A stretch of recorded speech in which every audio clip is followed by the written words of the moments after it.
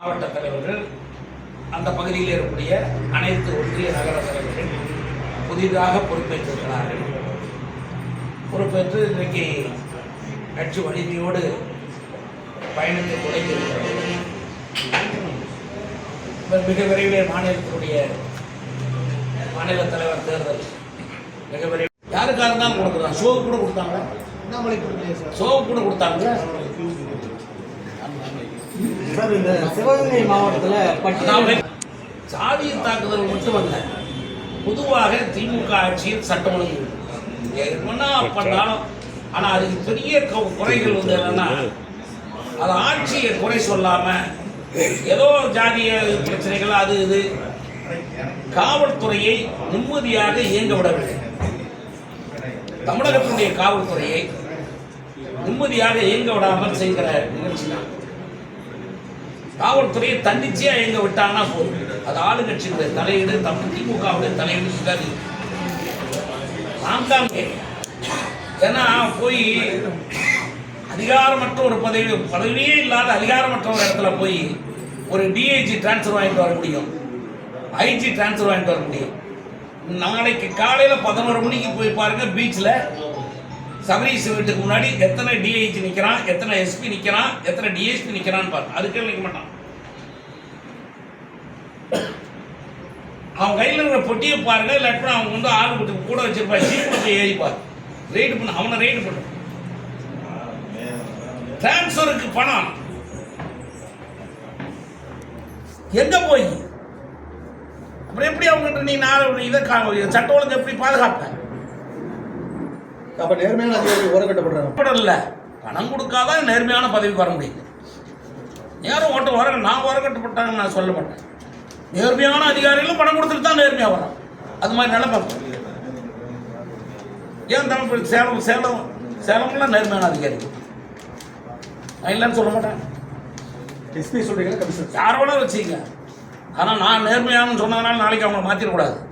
என்ன ஏன்னு கேட்டிங்கன்னா, இப்போ வந்து அவருக்கு தகவல் கிடைச்ச அடுத்த 4வது மணி நேரம் ஆட் பண்ணியிருக்கேன். இந்த மல்லிகரை விஷயத்திலேயே கூட அவங்களுக்கு தகவல் கிடைச்ச பிற்பாடு 4வது மணி நேரத்தில் ஆட் பண்ணுறேன். தகவல் தராமல் ஏமாத்துனது எல்லாம் பெற்றோர் ஆசிரியர், தலைமை ஆசிரியர். ஒரு கனவு காண முடியும். முகலாய படையெடுப்பிலேயும் முடியல. ஈஸ்ட் இந்தியா கம்பெனி நுழைஞ்சி இந்த நாட்டை வந்து உலகாலம் பெருங்காலம் அவங்க வந்து சுரண்டிய காலத்திலையுமே தமிழ்நாட்டில் இருக்கக்கூடிய ஆன்மீக உணர்வையோ தேசிய உணர்வையோ முழுக்க மங்கடிக்க முடியல. காரணம் என்ன? இந்த தேசத்தில் தமிழகத்தை பொறுத்தவரை இவர்கள் காலத்துக்கு முன்னாலே 1000, 2000 ஆண்டுகளுக்கு முன்பாகவே பண்பட்ட தேசம். இப்ப சொல்றாரு திருச்சி சிவா பேசினார்ல, எனக்கு வந்து நான் 5000 ஆண்டுகளுக்கு முன்னாடி இரும்பு இருந்தது, அந்த இரும்பு கண்டுபிடிச்ச எங்க தலைவரை அது ஏன் பெட்ஷீட்டில் கொடுக்குங்க. இன்னும் கீழே தோண்டி பார்த்தீங்கன்னா 6000 ஆண்டுக்குள்ள 6000 மண்டோடு கூட தான் இருக்கும். 6000 ஆண்டுக்கு முன்னாடி மண்டோடு கூட தான் இருக்கும். அதை கூட அமைப்பு ரீதியான தேர்தல் பாரத தேசம் முழுவதும் செப்டம்பர் 2ஆம் தேதி தொடங்கி, அது பாரத பிரதமர் நரேந்திர மோடி அவரே தன்னை முதல் உறுப்பினராக இணைத்து கொண்டு தொடங்கி எல்லா மட்டத்திலும் கிளை அமைப்புகள், எங்களுடைய கட்சியில் சொல்லப்படுகிற மண்டல் என்று சொல்லப்படுகிற நகர ஒன்றிய அமைப்புகள், அதனைத் தொடர்ந்து மாவட்ட அமைப்புகள், அதனைத் தொடர்ந்து மாநில அமைப்பு வரை இன்றைக்கு தேர்தல் முடிவுற்றிருக்கிறது. தமிழகத்தை பொறுத்தவரை 67 மாவட்டங்களுக்கு, என்னுடைய கட்சி மாவட்டங்களாக 67 மாவட்டங்கள் வைத்திருக்கிறோம். அந்த 67 மாவட்டங்களுக்கும் இன்றைக்கு தேர்தல் முடிவுற்று 67 மாவட்டத்தை புதிய மாவட்ட தலைவர்கள் உருவாக்கப்பட்டிருக்கிறார்கள். எங்கள் கட்சியில் ஒரு வரைமுறையை ஒன்றிய நகர தலைவர்களாக இருப்பவர்கள் 45 வயதுக்கு உட்பட்டவர்கள் அதை போல மாவட்ட தலைவர்களாக இருப்பவர்கள் 60 வயதுக்கு உட்பட்டவர்கள் 2 முறை தான் அந்த பொறுப்பில் இருக்க முடியும். சென்னை மேயர் அப்போ தான் மஸ்டர் ரோடு ஊழலே ஆரம்பம். அதனால் இவங்க மஸ்டர் ரோடு ஊழல் இன்றைக்கு கிராமம் வரைக்கும் கொண்டாந்தாங்க. சென்னை மேயராக இருந்த மஸ்டர் ரோடு ஊழல் பண்ண மைனர் மோசஸ் காலத்தில் ஆரம்பித்தது இன்றைக்கி கிராமத்தில் நடக்குது. இதில் பூரா மஸ்டர் ரோடு ஊழல். இவங்களால பட்டியல் கொடுக்க முடியல. இவங்க பட்டியலை வந்து திருப்திப்படுத்த முடிய உயர் அதிகாரிகளை, மத்திய அரசு அதிகாரிகளை. அதனால் அங்கேருந்து அவங்க பணத்தை வாங்க முடியல. இவங்க கொடுத்ததுக்கு பூரா அதான் சொன்ன எல்லா விதத்திலையும் யூட்டிலைசேஷன் சர்டிஃபிகேட் தான். ஏற்கனவே கடந்த ஆண்டு வழங்கப்பட்ட பணத்துக்கு என்ன கொடு சர்டிஃபிகேட். அதிகாரிகள் தான். இது சீஃப் செக்ரட்டரி கேட்க வேண்டிய கேள்வி. இது சீஃப் செக்ரட்டரி தான் இனிமேல் உட்காந்து தமிழகத்தினுடைய தலைமை செயலாளர் இவங்கெல்லாம் மந்திரிகள் உட்காந்துக்கிட்டு எங்களுக்கு பணம் கொடுக்கல அதை கொடுக்கலன்னு பேசுகிறத விட சீஃப் செக்ரட்டரி பேசணும். சீஃப் செக்ரட்டரி வந்து தைரியம் இருந்தால் சீஃப் செக்ரட்டரி பேட்டி கொடுக்க சொல்லணும். சீஃப் செக்ரட்டரி கொடுக்கணும். அரசாங்கத்தின் நிர்வாகத்தினுடைய தலைமை அதிகாரி. நான் உங்கள் மூலமாக பத்திரிகையாளர் மூலமாக நான் கேட்டுக்கிறேன். முதலமைச்சருடைய அத்தனை கோரிக்கைகளும் மத்திய அரசு நிதி கொடுக்கலன்னு சொல்கிறது, மத்திய அரசு என்னென்ன திட்டங்களுக்கு எங்களுக்கு வந்து கொடுக்கலன்னு சொல்கிறது, இது எல்லாம் சீஃப் செக்ரட்டரி உட்காந்து பேசணும். ஏற்றுக்கிட்டியா? ஏன் நான் எங்கள் திட்டத்தில் பிஎம் சிட்டி திட்டம், அது பிஎம் சிட்டி திட்டத்தினுடைய கண்டிஷன் ஒத்துக்கோ. மற்ற மாநிலத்தை எது ஏற்றுக்கிட்டாலும் நாங்கள் கொடுத்துருக்குறாங்க. நீ ஏற்றுக்கல. நீ கூட நவோதயா பள்ளி ஏற்றுக்கல. எல்லா மாநிலங்களையும் நவோதயா பள்ளி மாவட்டத்துக்கு இருக்குது. ஒரு நவோதயா பள்ளிக்கு 3 கோடி ரூபா, ஆண்டுக்கு 3 கோடி ரூபா தர்றாங்க. உனக்கு வராது தான். மத்திய அரசு போடுகிற திட்டத்தை நீ முழுமையாக ஏற்றுக்கொண்டால் மத்திய அரசு பணம் தரும். ஏற்றுக்கொள்ள பணம் கொடுக்க முடியாதுங்கிறதுல என்ன சந்தேகம்? எதுக்கு மாணவர்கள் படிக்க சொல்லு? இல்லை படிக்க சொல்லுங்க சார். இந்த திட்டத்துக்கு தான் ஒதுக்கப்பட்டிருக்குது. நீ போற அண்ணா இதை பண்ணாரு, கலைஞர் இதை பண்ணாரு, பெரியார் இதை பண்ணாருன்னு நீ படிக்க வைக்கிறதுக்கு மத்திய அரசு பணம் கொடுக்க வேண்டிய அவசியம் கிடையாது. நீ இன்ப நிதி கூட இந்த நாட்டினுடைய எதிர்காலத்தினுடைய அலெக்சாண்டர் அப்படி ஒரு பாடத்திட்டத்தை வைப்ப, அதுக்கு மத்திய அரசு பணம் கொடுத்து உன்னை படிக்க வச்சுக்கிட்டு இருக்குமா? மத்திய அரசு கலைஞர் காலத்தில் போடப்பட்ட குழுவினுடைய பரிந்துரையின் காரணத்தில் தான் மத்திய அரசுக்கு கொண்டு வந்திருக்குது. இந்த எஜுகேஷன் திட்டமே கலைஞர் ஏற்றுக்கிட்டது. நேற்று சுந்தரவடியார் காலத்திலேயே ஏற்றுக்கிட்டது. பல வல்லுநர்களால் ஏற்றுக்கொள்ளப்பட்டது. நீ அதை ஏற்றுக்க மாட்ட. நீ இப்போ சொன்னீங்கன்னா பாடத்திட்டத்தின் மாற்றம் கிடையாது. இப்போ ஏஐ வந்திருக்கு, ஆர்டிஃபிஷியல் இன்டெலிஜென்ட். ஏன் போய் உன் பையன் கொண்டு போய் அதில் சேர்த்துற? புதிய கண்டுபிடிப்புகள் அதை புகுத்தணும்ல. தேசங்கிற முதல் வந்து ஒரு மாவட்டத்துக்குள்ளே இருக்கும், அப்புறம் நாடு ஒரு மாநிலத்துக்குள்ளே வரும், தேசம் வந்துடுச்சு, அப்புறம் உலக அளவு வந்துடுச்சு. உலகளாவே இருக்கக்கூடிய கல்வி. திரைகடல் ஓடியும் திரவியம் தேடு சொன்னான்ல. தமிழகத்தில் கல்வி நிலையங்களில் சமீப காலமாக திட்டங்கள் வேண்டும். அவருக்கு அவர் கேட்கிற பணத்தை தமிழ்நாட்டுக்கு கொடுக்க வேண்டும். அதிலே திருட வேண்டும். திருடி அவர்கள் அமைச்சர்கள் பிரித்துக் கொள்ள வேண்டும். அல்லது அங்கங்கே நாடாளுமன்ற சட்டமன்ற பகுதிகளுக்கு பணத்தை இப்பொழுதே கொண்டு போய் பதிக்க வேண்டும். தேர்தல் நேரத்தில் 2000 1000 ரூபா பணத்தை கொடுத்து, எப்படி இப்பொழுது கூட போட்டியில் ஆள் இல்லாத இடத்துல கூட பணத்தை கொடுத்து 1000 ரூபா பணம் கொடுத்தானே இப்போ தேர்தலில் செஞ்சாங்க. ஈரோடு கிழக்கில் போட்டியே இல்லை. எல்லா அரசியல் கட்சிகளும், பெரிய அரசியல் கட்சிகள்லாம் போட்டியிட்டது ஒரு ஒரு இதுன்னு சொல்லப்போனால் ஒரு துணிச்சல் மிக்க ஒரு சிங்கமாக சீமான் வேணால் போய் போட்டி போட்டார். அதுக்கு ஆனால் அவர் அதுக்கு 1000 ரூபாய் வாங்கி கொடுத்தார்ல. சீமா எதுக்கு போட்டி போட்டார், எதுக்கு போட்டி போட்டாருலாம் கேட்டாங்கல்ல. சீமா போட்டி போட்டதுனால தான் 1000 ரூபா அது ஜனங்களுக்கு கிடச்சிது. அதுக்காகவாது அவர் போட்டி போட்டார். அப்படி வச்சுக்கலாம்.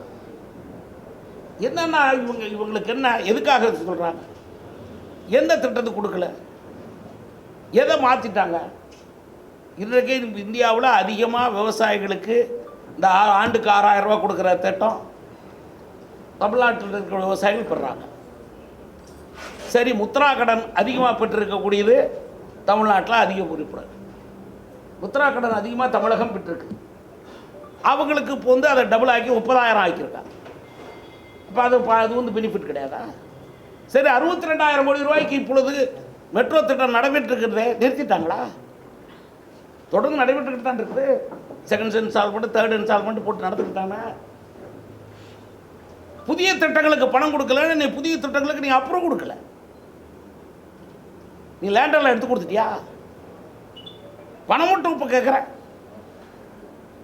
எந்த மெட்ரோ திட்டங்களுக்கு, புதிய திட்டங்களுக்கு நீ எல்லா வேலையும் முடிச்சுட்டு ஃபீசிபிலிட்டி சர்டிஃபிகேட் கொடுத்து ஃபிட்னஸ் சர்டிஃபிகேட் கொடுத்துருக்கீங்க.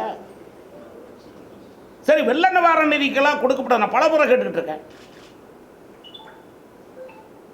யூட்டிலைசேஷன் சர்டிஃபிகேட் எங்க?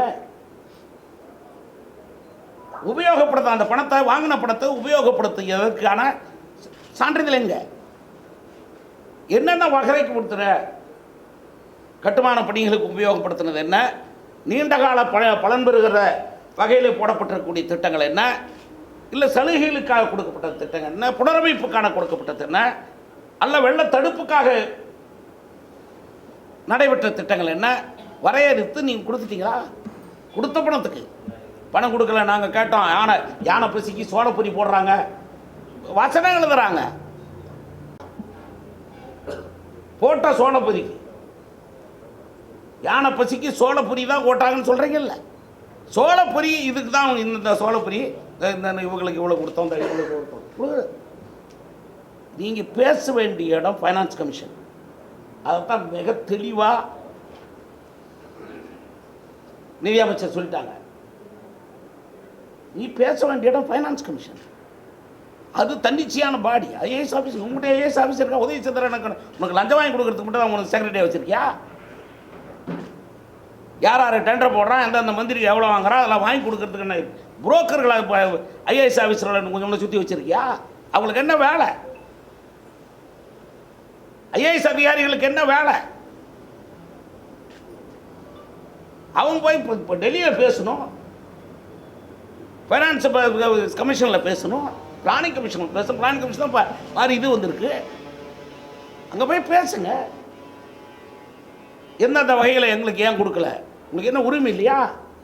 கோர்ட்டுக்கே போகணும்னு சொல்லிட்டாங்க. அது ஜிஎஸ்டி விவகாரத்துக்கு நிதியமைச்சர். அதுக்கு மேலே உங்களுக்கு சூடு சொரண வேண்டாம். அப்போ நீ பொய் சொல்கிறேன்னு வரல. ஆக இந்த நிதிநிலை பொறுத்தவரை எல்லா வகையிலும் சிறப்பான நிதிநிலை இருக்குது. யாரோ சிலருக்கு தங்களுக்கு பயன் இல்லை அப்படிங்கிறது தேர்தல் அடுத்த ஆண்டு தேர்தல் வருது, தேர்தலுக்கு கொள்ளடிக்கணும், அதுக்கு பல திட்டங்களை, இலவச திட்டங்களை அறிவிக்கணும், அரசாங்கத்தை திவாலாக்கிட்டு போகணும் தேர்தலுக்கு முன்னாடி அப்படிங்கிற நோக்கத்துக்கு மத்திய அரசு உடந்தையாக இல்லை. அதை தவிர வேறு ஒன்றும் கிடையாது. அறிவிக்கப்பட்டிருக்கக்கூடிய இந்த நிதிநிலை அறிக்கையை பொறுத்தவரை இதுகாரும் நம்ம பாரத தேசத்திலே வந்த நிதிநிலை அறிக்கையில் சி சுப்பிரமணியம் காலத்திலிருந்து சுப்பிரமணியம் கொடுத்தாலும் சரி, சிதம்பரம் கொடுத்த அறிக்கைகளாக இருந்தாலும் சரி, என்ன வெங்கட்ராமன் கொடுத்த அறிக்கையாக இருந்தாலும் சரி, இன்னும் பல தலைவர் அருண்ஜேட்லி கொடுத்த அறிக்கைகளாக இருந்தால் எல்லா அறிக்கைகளை விட பாரதிய ஜனதா கட்சி நரேந்திர மோடி தலைமையில் இருந்த இந்த ஆட்சி 14 இருந்து தொடங்கி நடைபெறுகிற இந்த 12 ஆண்டு காலத்தில் இந்த 12வது நிதிநிலை அறிக்கை எங்களுடைய 11 நிதிநிலை அறிக்கையை விடவே சிறந்த நிதிநிலை அறிக்கை, உயர்ந்த நிதிநிலை அறிக்கை. அதற்கான ஆதாரங்கள் அத்தனையும் அடுக்கடுக்காக இருக்கிறது. காரணம் எங்களுக்கு நோக்கம் என்னென்னா, எங்களுடைய லட்சியம் என்னென்னா, அடுத்த ஆண்டுக்கான லட்சியம் அல்ல, அடுத்த 50 ஆண்டுகளுக்கான லட்சியம். 2047 இந்த நாடு சுதந்திரம் அடைந்து 100 ஆண்டுகள், 100 ஆண்டை தாண்டுகிற போது என்ன நடக்கணும்?